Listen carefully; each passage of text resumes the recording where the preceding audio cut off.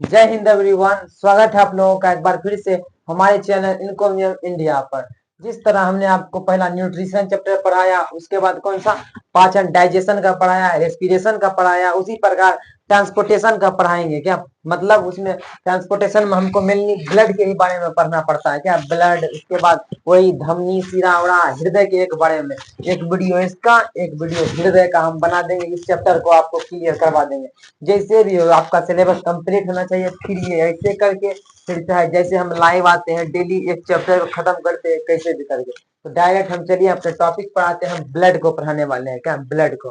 तो सबसे पहले हम आपको बता देना चाहते हैं सिंपल से इसके बारे में आपको जानकारी होनी चाहिए कि क्या होता है, एग्जाम के क्वेश्चन को कैसे टेकल करने आना चाहिए। उससे ज्यादा हम बताएंगे। अगर आपको कोई 10 शब्द बताएगा, हम आपको उससे डबल बताएंगे और इतना इतना अच्छा चीज बताएंगे जिसके बारे में आपने सुना नहीं होगा। तो सबसे पहले देखो, ब्लड के बारे में दो तीन चीज जो सब जानते हैं। तो ब्लड ब्लड क्या है, एक प्रकार का टीसू है क्या। टीसू का मतलब उत्तक है। तो देखो, और किस प्रकार का उत्तक है, तरल संयोजी उत्तक। देखो, तरल संयोजी उत्तक, लिक्विड कनेक्टिव टिश्यू। देखो, उत्तक क्या होता है, कोशिका के समूह को उत्तक कहते हैं। और कनेक्टिव, कनेक्टिव का मतलब क्या होता है, हमारे शरीर के सभी ऑर्गन को ये जोड़ कर रखता है क्या। हमारे शरीर के हर एक ऑर्गन में ये ब्लड जाता है, उसके कारण ये क्या करता है, जोड़ के रखता है। और ये क्या एक लिक्विड फॉर्म में होता है क्या, लिक्विड फॉर्म में होता है, इसलिए इसको लिक्विड कनेक्टिव टिश्यू भी कहा जाता है। और ये किस रूप में होता है, देखो कोलाइडल के रूप में होता है। तो इसको हम लिख सकते हैं प्राकृतिक कोलाइडल के रूप में। देखो, कोलाइडल, प्राकृतिक कोलाइडल के रूप में होता है। तो कोलाइडल क्या है, तो जब आप केमिस्ट्री में कोलाइडी सॉल्यूशन, सस्पेंशन सॉल्यूशन और रियल सॉल्यूशन पढ़ते हैं, तो कोलाइडी में क्या खाया जाता है, कुछ नहीं। तो वैसे मान लीजिए किसी कचरा वाला पानी है, कचरा वाला पानी है, किसी छकना मतलब समझते छाकी है, पानी अंदर चल जाता है, उसका गंदगी बाहर रह जाता है, मतलब कुछ भाग अंदर निकल जाता है, उससे कुछ नहीं निकलता। उसी को कोलाइडल कहा जाता है क्या, कोलाइडल। उसी प्रकार का हमारा ब्लड है। ब्लड को छानेंगे तो सब कुछ नहीं निकलेगा, उससे जो ज्यादा लिक्विडी पदार्थ है क्या, ज्यादा लिक्विडी का मतलब जो ज्यादा पानी वाला है वो निकल जाएगा, जो नहीं होगा वो उसी में फंसा रह जाएगा। इसलिए इसको नेचुरल कोलाइडल सॉल्यूशन भी कहा जाता है क्या, नेचुरल कोलाइडल सॉल्यूशन। अब हम आपको ब्लड के बारे में बताते हैं। तो इसके बारे में देखो, और हम इसका पीएच मान बताते हैं क्या, पीएच मान। तो सिंपल सा कहीं भी लिखा हुआ इसका पीएच मान 7.4 होता है क्या, 7.4। तो इससे आपको आंकड़ा लगा लेना चाहिए कि अम्ल है या क्षारीय। 7 से ज्यादा है इसका मतलब ये किस नेचर का होगा, बेसिक नेचर का होगा क्या, क्षारीय नेचर का होगा। तो इतनी बात ब्लड के बारे में सिंपल से। और ये देखो, हमारे शरीर में क्या, हमारे शरीर में कितना परसेंट ब्लड होता है क्या, कितना हमारे बॉडी वेट का कितना परसेंट ब्लड होता है। तो देखो, सबसे पहले आप मेल में देखिए, ब्लड लिखते हैं यहाँ पर ब्लड। और देखो हम क्या करते हैं, इसको दो भागों में बांट देते हैं।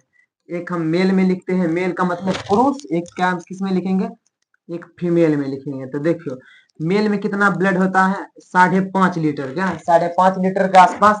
और फीमेल में कितना होता है, 5 लीटर। तो 5.5 लीटर, आधा लीटर फीमेल में क्या होता है, ब्लड कम होता है क्या, ब्लड कम होता है। तो और हमारे जो रक्त दिखता है आपके शरीर में जितना भी ब्लड है, आपके बॉडी वेट का, देखो बॉडी वेट का मतलब आपके कुल शरीर के वजन का। तो देखो क्या है, लिखते हैं बॉडी वेट का ये कितना परसेंट है, 7 to 8% है क्या, 7 to 8%। मेनली 7% मिलेगा क्या, 7%। तो इतना बात ब्लड के बारे में सिंपल सी जानकारी है जिसके बारे में आपको इतना पता होना चाहिए क्या, इतना सब कुछ पता होना चाहिए।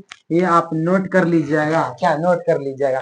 उसके बाद हम आपको बताते हैं ब्लड के कौन कौन से कंपोनेंट होते हैं क्या, ब्लड के कौन कौन से कंपोनेंट होते हैं।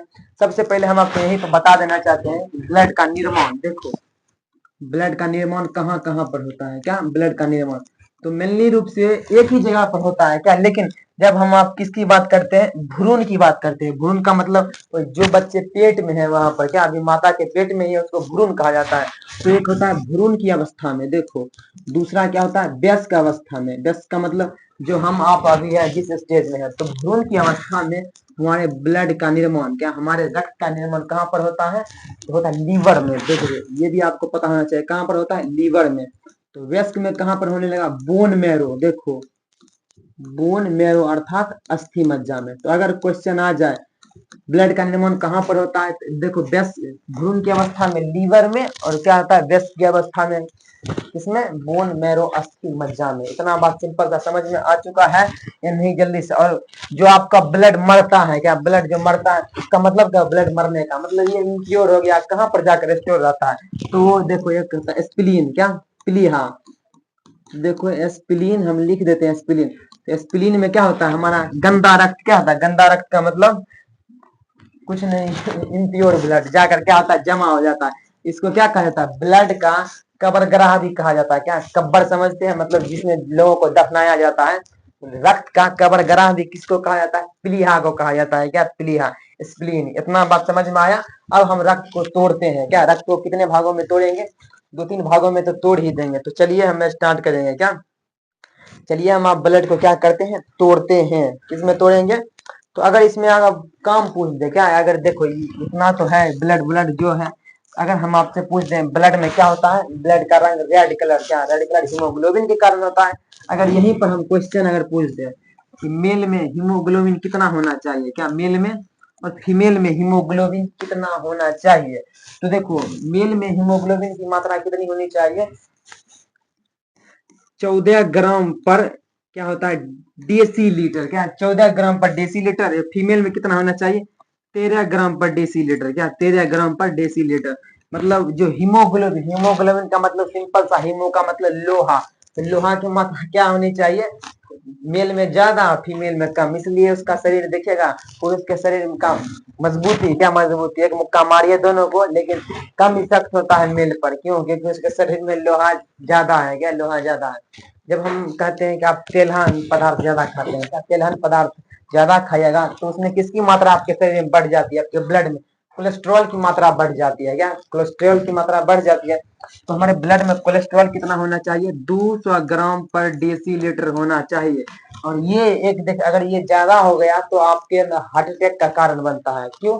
अगर तेलहन पदार्थ आप ज्यादा खाने लगे तो कोलेस्ट्रॉल जम जम जम के आपके हृदय पर जम जाएगा, जिससे उसको धड़कने में क्या प्रॉब्लम होगा, इसके कारण हार्ट अटैक की समस्या आ जाएगी। क्या आपका हार्ट क्या हो जाएगा? अरेस्ट हो जाएगा। क्या अरेस्ट? तो चलिए इतना आपको सिंपल सी जानकारी ब्लड में होनी चाहिए, सब कुछ लिख लेना है जैसे है। अब हम ब्लड को तोड़ते हैं। देखो तो रक्त ऊपर में लिख देते हैं। रक्त, रक्त को 2 भागों में तोड़ते हैं। क्या रक्त को क्या करते हैं? 2 भागों में पहले तोड़ते हैं कि रक्त का कंपोनेंट क्या है। क्या रक्त का क्या क्या कंपोनेंट है? तो सिंपल सिंपल सा लिखना है। तो पहला रक्त में क्या होता है? प्लाज्मा होता है। क्या प्लाज्मा? जिस कलर से प्लाज्मा है, सिंपल सा यही कलर का प्लाज्मा 100% होता भी है। इसका परसेंटेज कितना है? 55 से 60%। कितना? 55 से 60%। उसके बाद क्या है? रक्त कणिका। देखो रक्त कणिका, तो रक्त कणिका कितना होगा? यहीं पर आपको दिखता होगा 45 से कितना परसेंट? 45 से 40 से 45% लिखे। क्या 40 से 45%? यहाँ पर 55 भी दिया होगा, यहाँ पर क्या 45 भी दे देता है। क्या 45 भी? सिंपल सा ये। तो अब इसको हमको तोड़ना है। क्या मेन चीज हमको इसको तोड़ना है कि प्लाज्मा में होता क्या क्या है। ये मान लो ये तो 55% है, लेकिन आप इसको क्या मानिए? 100%। जिस प्रकार ब्लड को आपने 100% माना, क्या 100% माना, 100% में प्लाज्मा कितना परसेंट था? 55%। ब्लड जो आप देखते हैं, आरबीसी, डब्ल्यूबीसी, प्लेटलेट्स, ये सब इसमें आता है रक्त कणिका में। क्या इसको कॉर्पसल्स कहते हैं। क्या कॉर्पसल्स? ये कितना परसेंट? 45% रहता है। तो इसको 100 मानिए, ये नहीं कि 55 है तो 55 क्यों ही माने, 100 पूरे को मानिए। इसमें देखो जल पहला है, जल। तो इसमें जल कितना परसेंट होता है? 92% जल ही होता है। क्या देखो 92% इसमें जल ही होता है। और जब हम इसमें प्रोटीन की बात करते हैं तो प्रोटीन इसमें 6% रहता है। क्या 6%? तो 92 6 98, तो 2%। क्या 2% क्या होगा? तो यहाँ पर देखो 1 से 2%। क्या 1 से 2% इसमें क्या होता है? जितने प्रकार के आप carbon dioxide, monoxide, urea, enzyme, hormone जो भी होगा, क्या जो भी होगा, इनमें 1 से 2% में ही पाया जाता है। क्या 1 से 2% में पाया जाता है। तो अब देखिए ब्लड कॉर्पसल्स की बात करते हैं। क्या ब्लड कॉर्पसल्स को 3 भागों में बांटा जाता है। एक है आरबीसी, एक है डब्ल्यूबीसी, एक है प्लेटलेट्स। देखिए प्लेटलेट्स, अब ये मत बोल दीजिएगा चलो इसका हिंदी लिख दे, रेड ब्लड कॉर्पसल्स, लाल रक्त कणिका, क्या श्वेत रक्त कणिका, प्लेटलेट्स के तो ये हिंदी में क्या कहते हैं हमको भी पता नहीं है, क्या हमको भी पता नहीं। तो आरबीसी डब्ल्यूबीसी का शायद आपको ये सब पता चल गया होगा, आज के बाद भूलना नहीं है। तो आरबीसी क्या है, डब्ल्यूबीसी क्या है, प्लेटलेट्स क्या है, ये हम आपको बताएंगे, क्या है ये हम आपको बताएंगे। तो चलिए हम स्टार्ट करते हैं किसके बारे में, आरबीसी डब्ल्यूबीसी और प्लेटलेट्स के बारे में जानने की चेष्टा करते हैं। तो देखो सिंपल सा प्लाज्मा के बारे में थोड़ा सा बताइए, क्या हल्का पीला कलर का होता है, क्या हल्का पीला कलर का, ये जो आपको प्रोटीन दिखता है इसमें, क्या प्रोटीन, जैसे होता है एक प्रोटीन फाइब्रिन, क्या फाइब्रिन, एक होता है एल्बुमिन, क्या एल्ब्यूमिन, एक होता है शायद फाइब्रिन हो गया, एल्बुमिन हो गया, फाइब्रिनोजिन क्या होता है, देखो फाइब्रिनोजिन, ये फाइब्रिनोजिन है, हिपेरिन, हिपेरिन नहीं क्या फाइब्रिनोजिन, ये जो आपको प्रोटीन दिखता है फाइब्रिनोजिन, इसकी मात्रा अगर कम हो जाए तो आपका ब्लड क्या हो जाता है, क्या हो जाता है, पंचक हो जाता है, क्या पंचक का मतलब पानी के जैसा हो जाता है।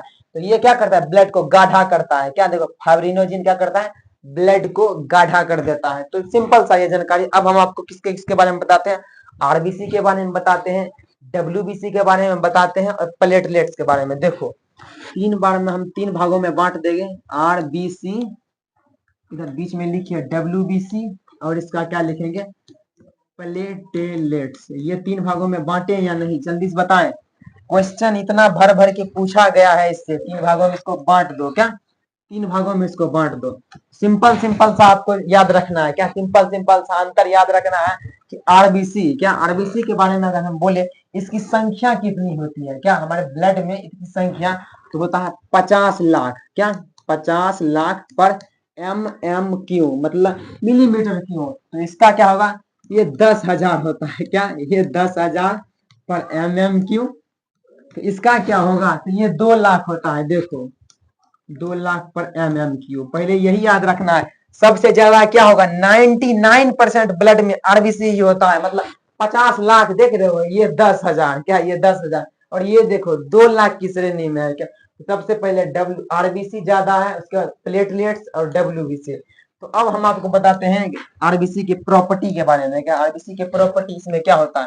तो आरबीसी का रंग किसके कारण लाल होता है, आरबीसी क्या कलर का होता है, रेड कलर का होता है। इसका कारण क्या है, एचबी का मतलब समझ रहे, हीमोग्लोबिन, क्या हीमोग्लोबिन, तो हीमो का मतलब देखो तोड़ कर बता देते हैं, हीमोग्लोबिन को दो भागों में तोड़ दीजिए। हीमो का मतलब क्या होता है, आयरन या लोहा, ग्लोबिन एक प्रकार का क्या है, प्रोटीन, क्या है प्रोटीन।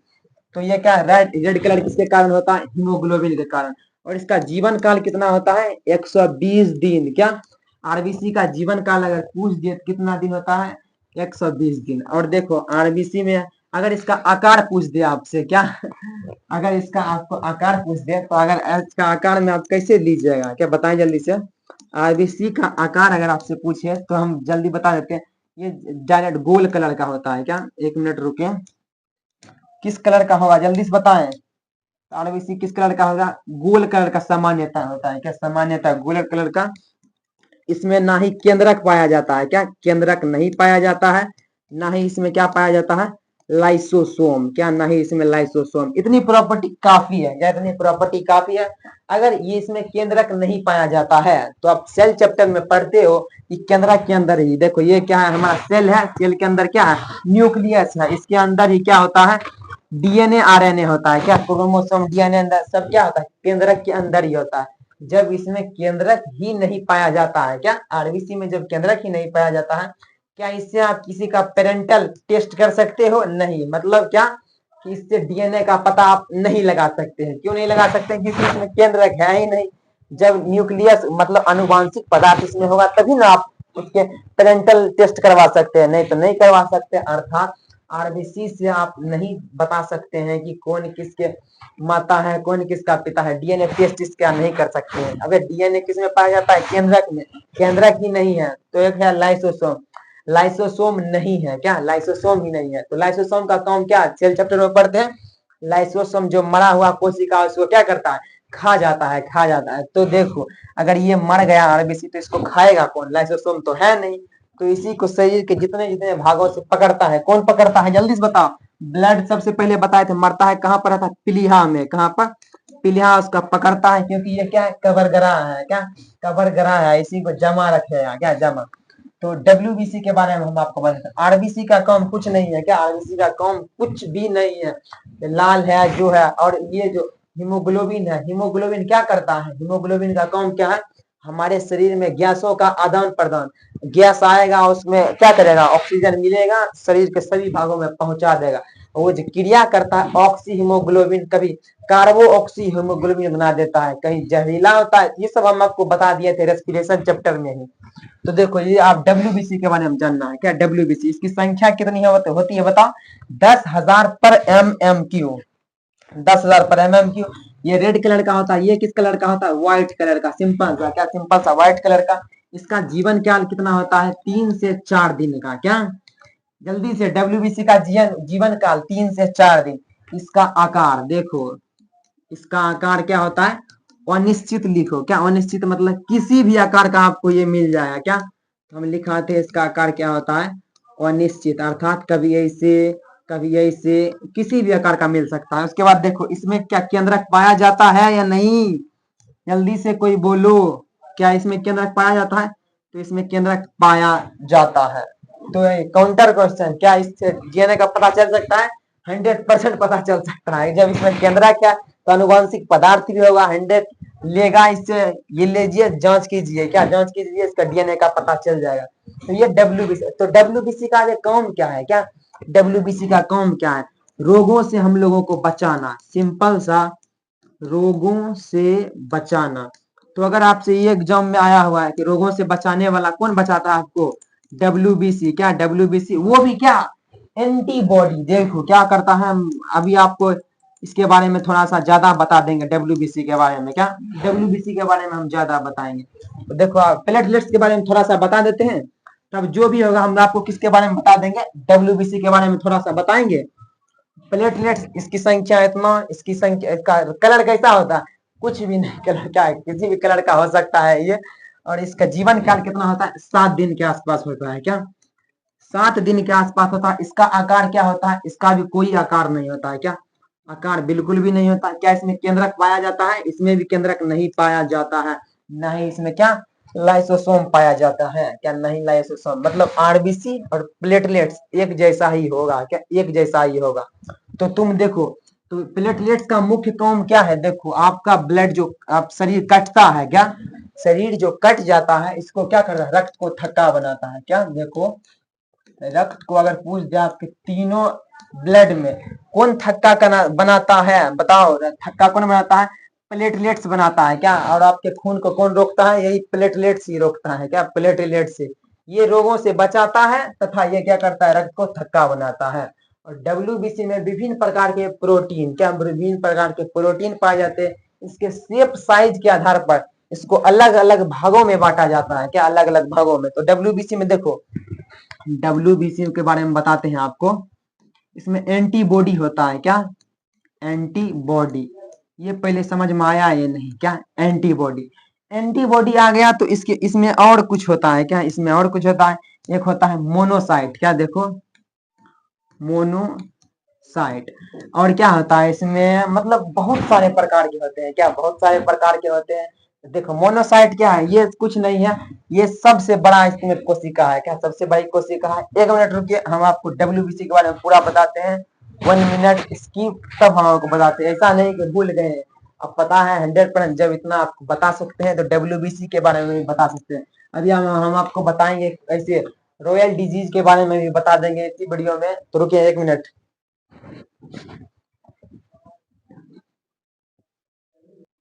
तो देखिए अब डब्ल्यूबीसी के बारे में बता रहे थे, क्या डब्ल्यूबीसी का काम क्या है, सिर्फ रोगों से बचाना है, क्या रोगों से बचाना। जैसे एक एंटीबॉडी होता है, एक क्या होता है इसमें लिम्फोसाइट, देखो क्या होता है, एक होता है लिम्फोसाइट, एक होता है मोनोसाइट, एक होता है न्यूट्रोफिल, एक होता है ओसिनोफिल, ये सब होता है। उन सब ये सब क्या है, छोटा छोटा है, उसके बारे में हम नहीं बताएंगे। तो देखो मोनोसाइट क्या होता है, सबसे बड़ा होता है डब्ल्यूबीसी में, क्या डब्ल्यूबीसी में सबसे बड़ा।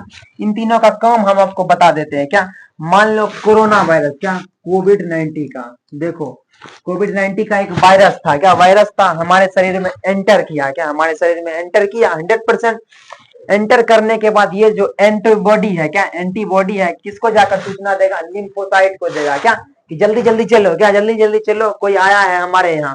तो लिम्फोसाइट उससे लड़ेगा, क्या लिम्फोसाइट इसके वायरस से लड़ेगा। अगर जीत गया तो अच्छी बात है, नहीं जीता तो वो भी अच्छी बात है। अगर मान लो जीत भी गया, क्या 100% पॉजिटिव ही हम बात लेकर चलेंगे। मान लो इसको मार दिया ये लिम्फोसाइट, सिर्फ इसका काम क्या है, मारने का, तब फिर ये एंटीबॉडी किसके पास जाएगा, मोनोसाइट के पास जाएगा। तो चलो चलो जल्दी इसको मार दिया है, तो ये इसको ढोकर लेकर चले जाएगा कहां पर, वही स्प्लीन में लेकर चले जाएगा, क्या स्प्लीन में। तो डब्ल्यूबीसी में क्या है, इसका काम सिर्फ क्या है, रोगों से बचाना, क्या रोगों से ये क्या करेगा, बचाएगा।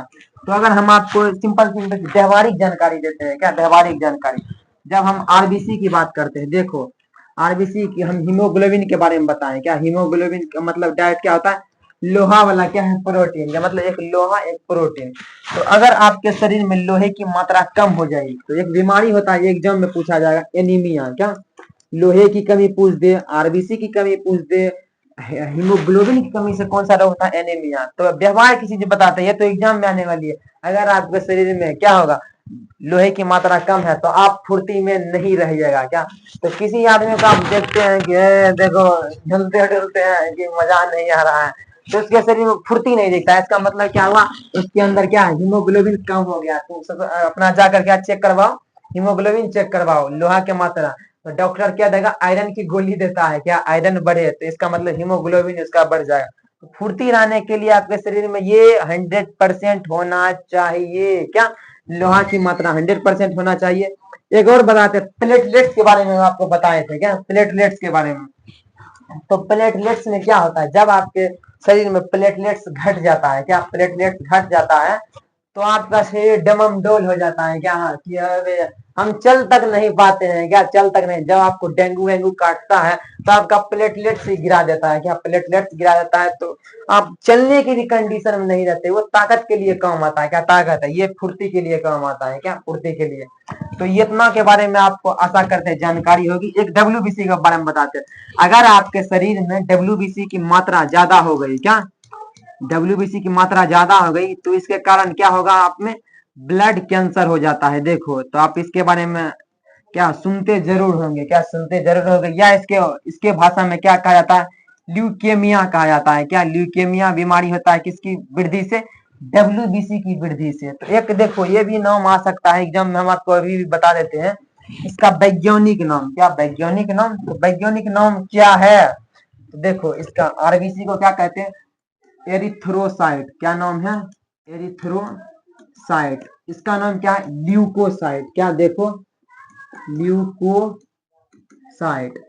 तो अगर आप कमेंट में आपको पता है, क्या कमेंट में पता है तो प्लेटलेट्स का नाम क्या होगा, क्या प्लेटलेट्स का नाम क्या होगा आप बताएंगे, क्या बताएंगे। तो जितनी आपको हमने जानकारी ब्लड में दी है ये सफिशियंट जानकारी है, क्या सफिशियंट जानकारी, इससे ज्यादा आपको एग्जाम में नहीं पूछा जाएगा।